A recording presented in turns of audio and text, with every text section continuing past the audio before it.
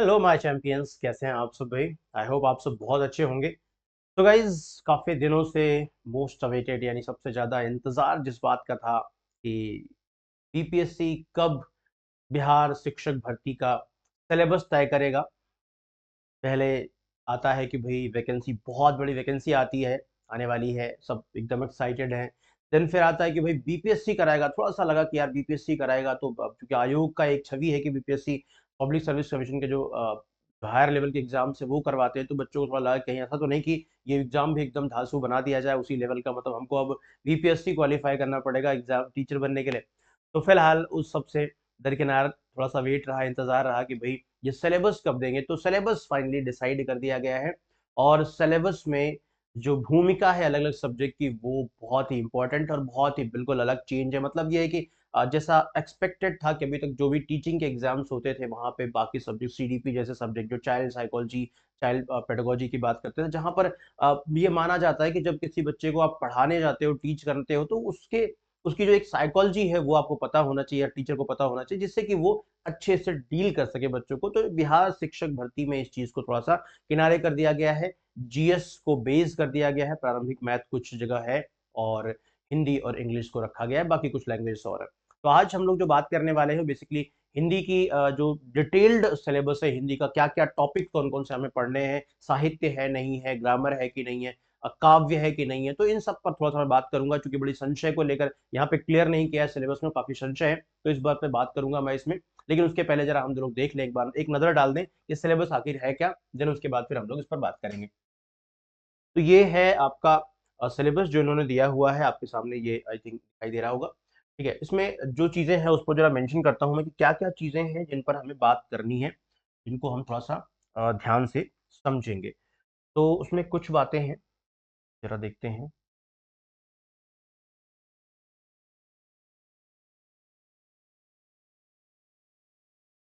ठीक है। तो यहाँ पर देखिए, सबसे इम्पोर्टेंट ये है कि इन्होंने पहले तो दो पेपर में डिवाइड कर दिया। एक आपका इन्होंने कंपलसरी पेपर करा दिया, एक कंपलसरी पेपर इन्होंने करा दिया, वो कौन सा? ये पेपर वन, जो लैंग्वेज का पेपर है, ये लैंग्वेज क्वालिफाइंग नेचर का पेपर होगा ये। ठीक है, ये क्वालिफाइंग नेचर का पेपर होगा पेपर वन, और ये सबसे इंपॉर्टेंट भूमिका निभाएगा। ये क्वालिफाई नहीं कर पाए तो आप बाकियों में फिर मतलब कोई मतलब नहीं, जो आप जितना बाकी कितना अच्छा कर सकते हैं, बाकी सब्जेक्ट में अपने कितना अच्छा कर सकते हैं, वो बाद की बात, सेकेंडरी मैटर है।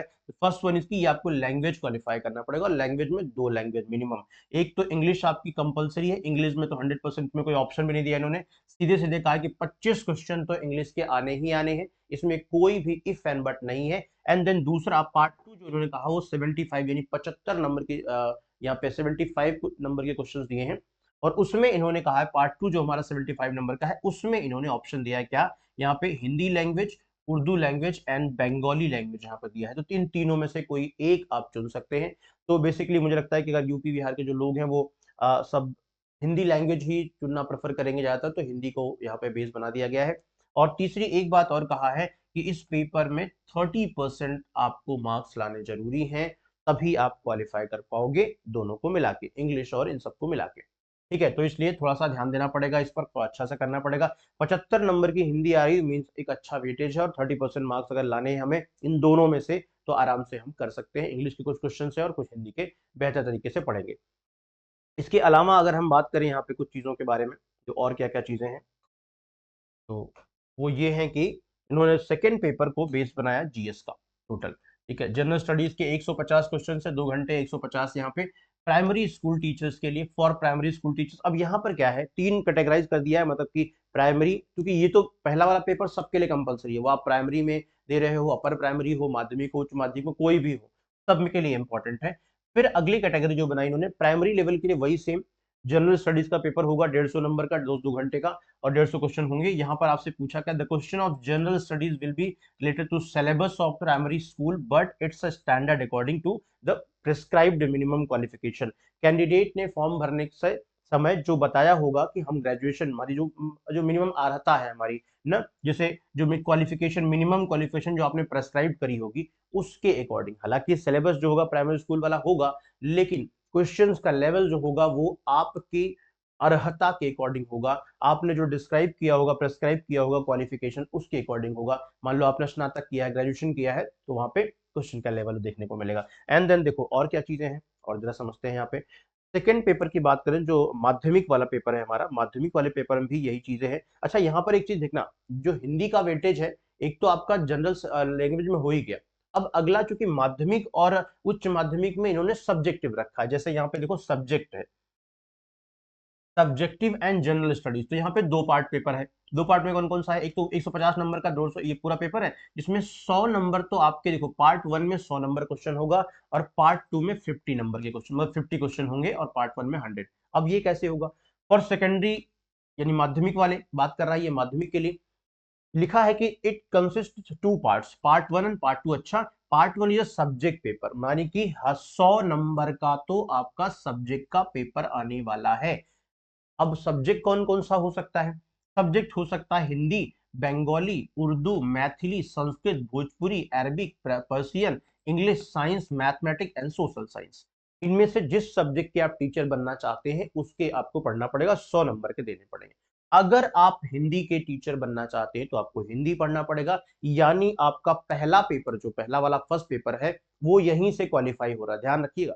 पहला पेपर, बाकी जो सब्जेक्ट आप लोग पढ़ रहे हैं उनका पेपर हिंदी अलग से पढ़नी पड़ेगी, हिंदी तो आपको पढ़ना ही पढ़ना, लेकिन जो हिंदी के लिए टीचर, जो हिंदी का टीचर बनना चाहता है, जिसका सब्जेक्ट यहाँ पे हिंदी चुना हुआ है माध्यमिक वाले में, उसके लिए पहले पेपर में सिर्फ थोड़ी सी इंग्लिश पढ़नी है बस, हिंदी पढ़ने की जरूरत नहीं, क्योंकि हिंदी यहीं पर आप पूरा डिटेल पढ़ोगे। अब हिंदी में क्या क्या होगा हम इस पर बात करेंगे अभी, आज हिंदी का डिटेल बताएंगे, क्या क्या चीजें होंगी, कौन कौन से टॉपिक चैप्टर आने वाले हैं, उस पर हम डिटेल में बात करेंगे।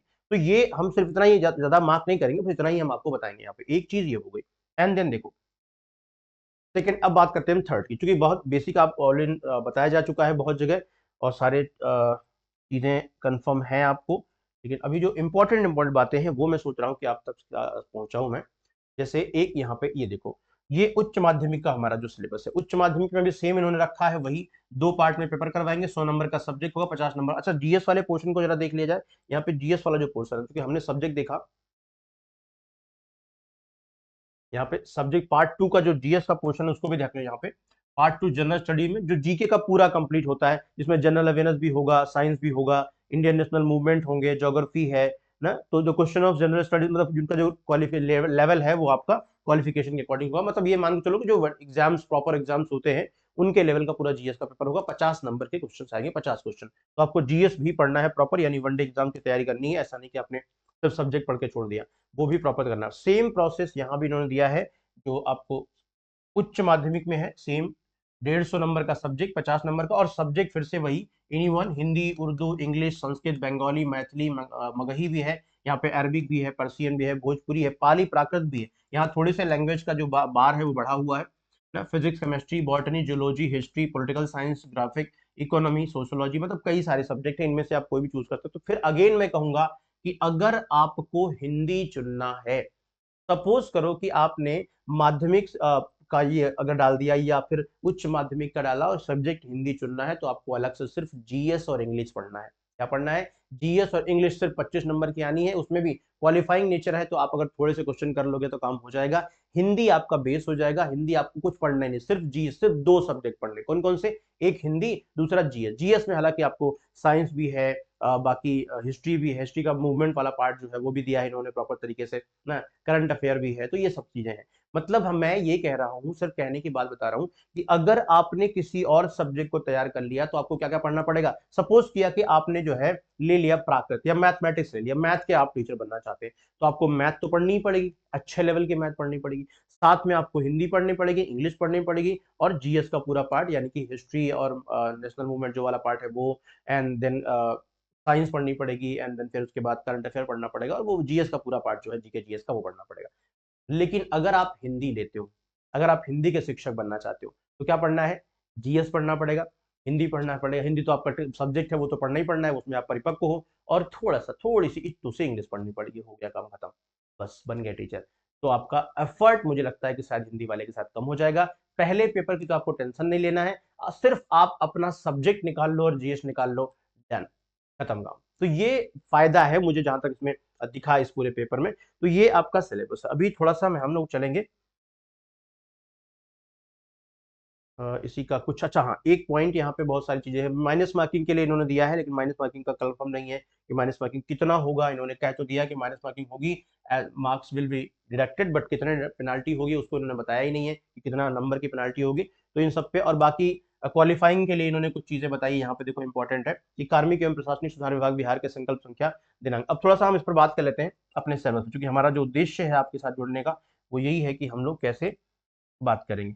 तो ये इंपॉर्टेंट चीजें हैं जिस पर हम चलते हैं वापस लौट के।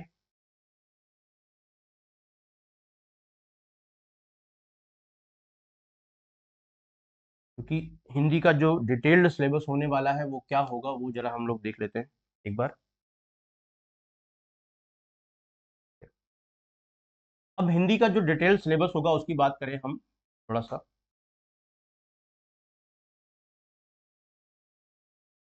तो उसमें क्या क्या चीजें आएंगी। अब देखना जरा यहाँ से अलग अलग कॉन्टेक्स्ट में आपको देखता हूँ, बताता हूँ अलग अलग कॉन्टेक्स्ट इन द सेंस की कैसे हम सारी चीजों को देखेंगे। देखो, क्योंकि अगर आप प्राइमरी लेवल के, एक जो आपका पहला क्वालिफाइंग नेचर वाला पेपर है, यानी जो कंपलसरी पेपर जो सबके लिए इंपॉर्टेंट है, तो अगर हम बात करें कि क्वालिफाइंग नेचर वाले पेपर के लिए बात करें, क्यों लिख दिया हमने, तो उसके लिए तो आपको हिंदी पढ़नी ही पड़ेगी, सारी चीजें हिंदी पढ़नी पड़ेगी, वो तो है। लेकिन अगर आप क्योंकि माध्यमिक या उच्च माध्यमिक का भी पेपर दे रहे हैं, अगर आप माध्यमिक में भी जाना चाहते हैं या उच्च माध्यमिक में भी जाना चाहते हैं, उच्च माध्यमिक यहां भी जाना चाहते हैं, तो यहां पर हिंदी आपका सब्जेक्ट के रूप में रहेगा। यहां पर आपका दोनों जगह हिंदी जो है सब्जेक्ट, प्राइमरी में हिंदी सब्जेक्ट के रूप में नहीं रहेगा, ठीक है, लेकिन माध्यमिक और उच्च माध्यमिक हिंदी सब्जेक्ट के रूप में रहेगा, ठीक है ना। तो सिंपल सी बात है, अब आपके लिए इनमें से अगर मान लो ये चुन लिया, तब भी ये क्वालिफाइंग वाला पेपर देना है, और बाकी तो है ही, तो क्वालिफाइंग वाला इसको पढ़ के ही क्वालिफाइंग का पेपर आप आसानी से दे सकते हैं। जैसे अगर हम बात करें पूरे सिलेबस की, हम हिंदी के सिलेबस की बात करें, तो यहाँ पे क्या क्या हो सकता है। देखो, जैसे व्याकरण का जो पार्ट है, देखो यहाँ पे व्याकरण का जो पार्ट है, जितने भी टॉपिक हैं व्याकरण में, जितनी भी चीजें व्याकरण में है, वो सारी की सारी, वो सब, क्योंकि आप अगर उच्च माध्यमिक या माध्यमिक से शिक्षक बनना चाहते हैं, तो हिंदी का ज्ञान तो आपको आना चाहिए। इसीलिए उन्होंने क्या किया, इसीलिए उन्होंने क्या कह दिया कि प्राइमरी लेवल पर भी एक पेपर अलग से डाल दिया कि आपको हिंदी का ज्ञान जरूरी है, तुम सब सब्जेक्ट कोई बन जाओ, किसी के टीचर बन जाओ, सब्जेक्ट का ज्ञान तुम्हें चाहिए चाहिए। तो सिंपल सी बात है, यहाँ पे पूरा व्याकरण का जो पार्ट है, सो टोटल एक भी चीज नहीं छोड़ी जाएगी, वो तो रहेगा ही रहेगा। साथ में साहित्य, हिंदी साहित्य या लिटरेचर की बात करेंगे, तो साहित्य भी यहाँ पे होने वाला है। क्योंकि अब अगर आप जाते हो कहाँ पे, लेवल इसका देखना, तो अगर आप सिर्फ प्राइमरी के लिए जा रहे हो और सिर्फ व्याकरण के रूप में हिंदी को पढ़ रहे हो, तो प्रॉपर जो हिंदी और व्याकरण और साहित्य होगा वो बेसिक लेवल का होगा, यानी कि आपको सिर्फ नॉलेज की बात की जाएगी कि हाँ कितना नॉलेज आपको है। लेकिन जब जैसे ही आप इसको माध्यमिक के रूप में चुनने वाले हो, अब यहाँ पे मैं काव्य को भी जोड़ ले रहा हूँ, काव्य यानी कि रस छंद अलंकार वाला जो पार्ट होता है, वो भी मैं यहाँ पे जोड़ ले रहा हूँ। तो अगर जैसे ही आप माध्यमिक में जाते हो, उच्च माध्यमिक के लिए जाते हो, फिर यहाँ पे इसका लेवल जो है, क्योंकि व्याकरण तो रहेगा ही रहेगा, लेकिन साहित्य और काव्य इन वालों का जो लेवल है वो थोड़ा सा आगे बढ़ जाएगा, जिसमें आपको फिर विधाएं जुड़ जाएंगी, जिसमें फिर आपका अलग अलग साहित्य जुड़ जाएगा। मतलब ये पेपर टोटली हो जाएगा आपका जैसा वो पीजीटी और टीजीटी टाइप का पेपर हो जाएगा, ठीक है ना। तो विधाएं और बाकी सारे जुड़ जाएंगे। तो व्याकरण का पूरा पार्ट, जिसमें संज्ञा सर्वनाम क्रिया विशेषण वर्णमाला और बाकी जो टॉपिक्स हैं वो सारे के सारे आने ही हैं। साथ में साहित्य पूरा शुरुआत से लेके आदिकाल से लेके पूरा फाइनल तक, आधुनिक काल तक पूरा साहित्य और उनकी बारीकियां तो रहेंगी रहेंगी। अगर जैसे ही माध्यमिक के लिए आप जब हिंदी चुनते हो अपने सब्जेक्ट के रूप में, तो फिर यही साहित्य जो यहाँ पे व्याकरण में प्राइमरी वालों के लिए इतना पूछा जाए कि भाई ये बुक किसने लिखी है या ये कवि के किससे संबंधित है, वही आपको यहाँ बदल जाएगी। विधाएं भी आ जाएंगी, कहाँ कहानी क्या है, कि उपन्यास क्या है, ये सारी चीजों के बारे में, मतलब इसी साहित्य के हर काल में क्या क्या चीजें बढ़ती गई उसके बारे में, एंड देन फिर काव्य की बात भी की जाएगी, ठीक है, खंड काव्य क्या है, महाकाव्य क्या है, इन सब के बारे में बात की जाएगी। मतलब ये है कि आपका लेवल, अगर आप माध्यमिक और उच्च माध्यमिक के लिए हिंदी सब्जेक्ट को चुनते हैं, तो फिर आप व्याकरण से लेके पूरी हिंदी, कंप्लीट हिंदी, चाहे वो साहित्य की बात करें चाहे काव्य की बात करें, और साहित्य में काफी डीप अच्छे अंतर तक, वो सारी चीजें भी यहाँ पर आपको ऐड करनी पड़ेंगी, आपको रखनी पड़ेगी। लेकिन अगर आप केवल प्राइमरी लेवल के लिए जा रहे हो, तो आप व्याकरण साहित्य और काव्य के वस्तुनिष्ठ प्रश्न, हालांकि वैकल्पिक प्रश्न ही होंगे इसमें सब जगह, लेकिन उनका लेवल थोड़ा सा यहाँ पे क्वालिफाइंग वाले पेपर में सामान्य होगा। तो इस तरह से आपका पूरा सिलेबस रहेगा, ये तैयारी पूरी कंप्लीट करनी पड़ेगी। रेगुलर क्लासेस आपकी चल रही हैं, ठीक है ना, तो क्लासेस का प्रॉपर आपको दिया जा रहा है, सुबह 7 बजे भी क्लासेस होती हैं यहाँ पे, सुबह 7 बजे भी क्लासेस हो रही हैं यहाँ पे इन सब चीज़ों के लिए। तो आप वहाँ से जुड़ सकते हैं, और बेसिक लेवल से आप एक बार मुझे कमेंट करके बता दीजिएगा कि आपको इसमें प्राइमरी लेवल के लिए जाना है या फिर आप उच्च माध्यमिक या माध्यमिक के लिए जा रहे हो, ताकि मैं आपको गाइड कर सकूं इसके अलावा कि आपको हिंदी का कैसा पढ़ना है, कौन सी बुक लेनी है, कौन सी बुक पढ़नी है, क्योंकि समय बहुत ज्यादा नहीं मिलेगा आपको। अगर आप माध्यमिक के लिए जा रहे हो तो आपको एक लंबा प्रोसेस तय करना पड़ेगा, काफी सारा सिलेबस है, काफी सारी चीजें पढ़नी है और विधिवत हम लोग पढ़ेंगे अच्छे तरीके से, ठीक है ना। तो उसके लिए आपको जुड़ना है सुबह 7 बजे। एंड अगर आप मुझसे बात करना चाहते हैं सीधे तो आप मुझे मेरा टेलीग्राम चैनल पर पिंग कर सकते हैं @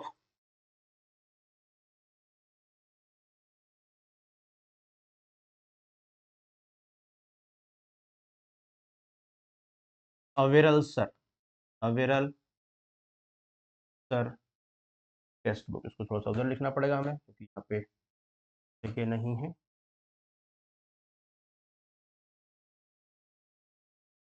यहाँ पे मैं लिख दे रहा हूँ @